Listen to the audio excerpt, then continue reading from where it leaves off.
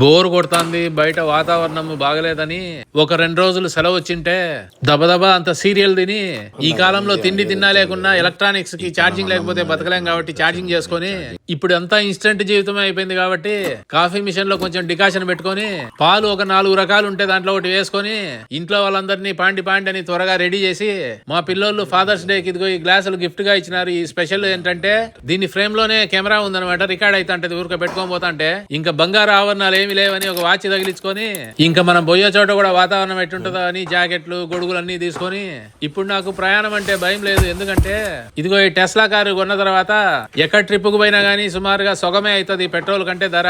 మా పాప cell phone cover కి ఇదేందో వెరైటీ కొనింది చూడండి, భలే ఉంది. ఇంకా అది మర్చిపోయినాం ఇది మర్చిపోయినామని సుమారుగా ఒక 10 సార్లు ఇంట్లోకి పోయి వచ్చి ఈ కారుకి వెనక పక్కన కెమెరా క్లీన్ చేసుకొని ఇంకా కార్ ఎక్కి కూర్చున్నాక okay guys where should we go now యాడికి పోవాలని ఆలోచించుకొని ఒక 4 గంటల దూరంలో ఉండేదానికి ట్రిప్ కు పోదామని అనుకున్నాం గానీ, కాకపోతే దీని బ్యాటరీ సుమారుగా 2.5 గంటే వస్తుంది కాబట్టి ఇది డైరెక్షన్ మధ్యలో ఛార్జింగ్ స్టేషన్ దగ్గరే పెడతది. ఛాలెంజ్ చేసుకున్నాము మొత్తం ఈ ట్రిప్ లో ఎవరమే గానీ కొట్లాడుకోకూడదని. చూడాలి మరి ఎట్టయితుందో. వర్షం మమ్మల్ని తరుముకుంటా వస్తానట్టుంది. ఏడ చూసినా గానీ మేఘాలు ఉన్నాయి.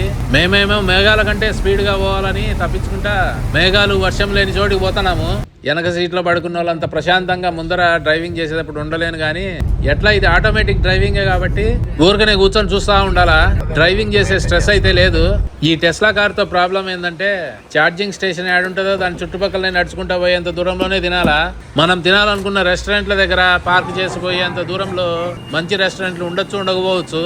కానీ ఈ ట్రిప్ లో ఏం డిసైడ్ చేసుకున్నామంటే, ఛార్జింగ్ స్టేషన్ దగ్గర ఊరికే కాఫీ కొనుక్కొని ఒంటికి పోసుకొని వచ్చే లోపల సుమారుగా 1 గంట ఛార్జ్ అవుతుంది. తర్వాత పోయి మనం కావాల్సిన రెస్టారెంట్ లోనే తిందామని డిసైడ్ చేసుకున్నాము. నేను ఎప్పుడన్నా ప్రయాణం చేసేటప్పుడు మధ్యలో తినాల్సి వచ్చినప్పుడు మళ్ళా మన ఇంటి దగ్గరే ఉండే మెక్డానల్డ్స్, KFC, డామినోస్, పిజ్జా లాంటి వాటిల్లో కాకుండా మనం ఆగిన దగ్గర లోకల్ రెస్టారెంట్స్ లో తినాలని డిసైడ్ చేసుకున్నాను. పిజ్జాలో నాకు బాగా నచ్చిన టాపింగ్స్ ఏంటంటే chicken, mushroom, black olives. Pizza అంటే నాకు బోపిచ్చి చాలా మందికి టెస్లా కార్ ఉన్నా గానీ ఆటోమేటిక్ డ్రైవింగ్ కి అలవాటు పడాలా, లేకపోతే దీన్ని నమ్మి కూర్చోవడం కష్టము. హైవేలో ఇట్టబోవడానికి 2 లైన్లు, అట్ట రిటర్న్ రావడానికి 2 లైన్లు అటుపక్క ఉన్నాయి కానీ ట్రాఫిక్ పెరిగిపోయి ఇంకొక లైన్ యాడ్ చేయడానికని అటు చూడండి మధ్యలో ఉన్న చెట్లన్నీ కొట్టిపడేసి వందల మైళ్ళు రోడ్లు ఎక్స్టెన్షన్ చేస్తున్నారు. ఇదిగో ఈ టన్నల్ కొండల లోపల నుంచి పోతుందేమో అనుకున్నా గానీ సముద్రం లోపల వేసినారు దీన్ని. నీళ్లపైన బ్రిడ్జ్ కడితే పెద్ద పెద్ద షిప్పులు పోవడానికి అడ్డమైతుంది కాబట్టి మేము ఎట్టో కొట్ట వానాన్ని తప్పించుకొని చల్లగా లేని సముద్ర తీరం దగ్గరికి వచ్చినాము. కార్ పార్కింగ్ ఇదిగో ఇక్కడే దగ్గరలోనే దొరికింది. మీటర్ మీద కట్టాల డబ్బులు. వైజాగ్ బీచ్ రోడ్ లో ఉన్నట్టు సముద్ర తీరం అమ్మడి హోటల్స్ ఉన్నాయి ఫుల్ గా. కాకపోతే ఈ ప్రాంతంలో కేవలం ఒక 6-7 నెలలే వాతావరణం బాగుంటది కాబట్టి హోటల్ రేట్లు కనీసము $300 అటుంటది రోజుకి, రాత్రికి. అంటే అందాజుగా ఒక 30,000 రూపాయలు అటుంటది. చలికాలంలో బిజినెస్ జరగదు కాబట్టి మొత్తం ఒకటేసారి ఈ 6 నెలలు 7 నెలల్లోనే గుంజుతారు. ఇక్కడ బోర్డు వాక్ అని సముద్ర తీరం అమ్మడి చెక్కలతో గానీ సిమెంట్ తో గానీ ఇటు నడవడానికి పెద్ద ఏరియా కట్టింటారు. ఈడ కార్లు గీళ్లు పోవడానికి లేదు. వర్ష వాతావరణం అయితే లేదు గానీ సముద్రంలో అలలు మాత్రం దుమ్ము లేపుతున్నాయి. ఒకవేళ బాగా ఎండుండి వేడిగా ఉన్నా గానీ నేనైతే సముద్రంలోకి దిగేది చాలా తక్కువ, ఎందుకంటే ఈత రాదు కాబట్టి. ఇంకా ఈడ తొక్కుకోవడానికి ఇదిగో ఇలాంటి రిక్షాలు గానీ సైకిళ్లు గానీ రెంట్కు తీసుకోవచ్చు. సముద్ర తీరం అమ్మడి వాకింగ్ చేసుకోవచ్చు ఒక 4-5 కిలోమీటర్లు. ఇంకా అక్కడక్కడ మధ్యలో చూడాల్సిన ప్రదేశాలు, చారిత్రాత్మకమైన కట్టడాలు, ఇక్కడ మిలిటరీ, నేవీ, ఎయిర్ ఫోర్స్ గురించి రకరకాల రంగాల్లో పేరు ప్రఖ్యాతులు సాధించిన వాళ్ళ విగ్రహాలు. సముద్ర తీరానికి అదే పనిగా వచ్చి ఇసుక మీద ఒట్టికాళ్లతో నడవకుంటే అర్థమే లేదని చెప్పులు చేతిలో పట్టుకొని నడిచి, నీళ్లు పర్వాలేదు మరి అంత చల్లగా లేవు, చల్లగున్నా గానీ ఈత కొట్టే వాళ్ళకి కొంచెం సేపటికి అలవాటు అయిపోతుంది. బీచ్ లో చూడండి రకరకాల యాక్టివిటీస్ జరుగుతున్నాయి. పిల్లా జల్లా అంతా కూడా ఎవరికి దోచిన పనులు వాళ్ళు చేసుకుంటున్నారు.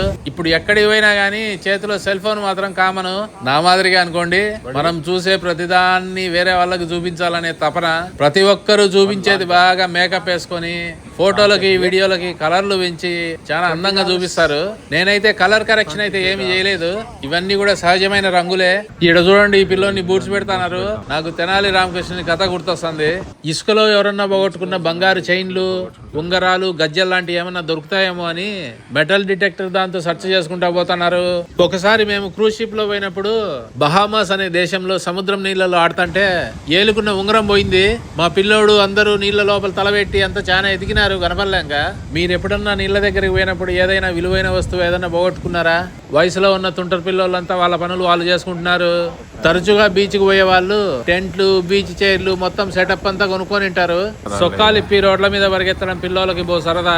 సముద్ర తీరాలకి దూరంగా నివసించే వాళ్ళకి మాత్రము బో ఉబలాటంగా ఉంటది. సముద్రం దగ్గరికి పోయి ఇసుకలో నడచడము, అలల శబ్దం వినడము, నీళ్ళల్లో ఆడుకోవడము. సముద్రానికి చాలా దగ్గరలో నివసించే వాళ్ళకి ఎట్లా అనిపిస్తుందో ఎవరన్నా ఉంటే చెప్పండి. సముద్రం నీళ్ళ పోట్లు విని విని విని శబ్దాన్ని ఏమన్నా విసుగొస్తుందా? ఈ పిల్లోడు ఎవరో సముద్రాన్ని ఖాళీ చేద్దామని బకెట్ తో నీళ్లు తోడి బయట పడేస్తున్నాడు.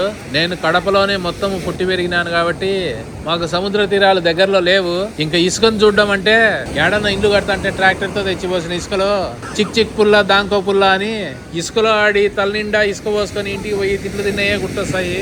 ఇది చాలా ఫేమస్ బీచ్, వర్జీనియా బీచ్ అని.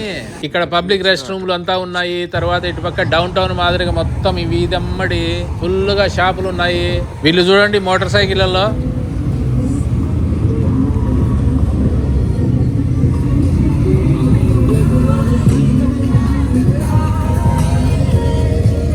ఇది చూడండి ఏదో విచిత్రమైన షాపు. దీని లోపల ఏమున్నాయో చూద్దాము. ఇలాంటి షాపులు కూడా ఉంటాయా అని. అంత కత్తులు, కటార్లు, బాకులు, పిడిబాకులు అన్ని రకరకాలు ఉన్నాయి.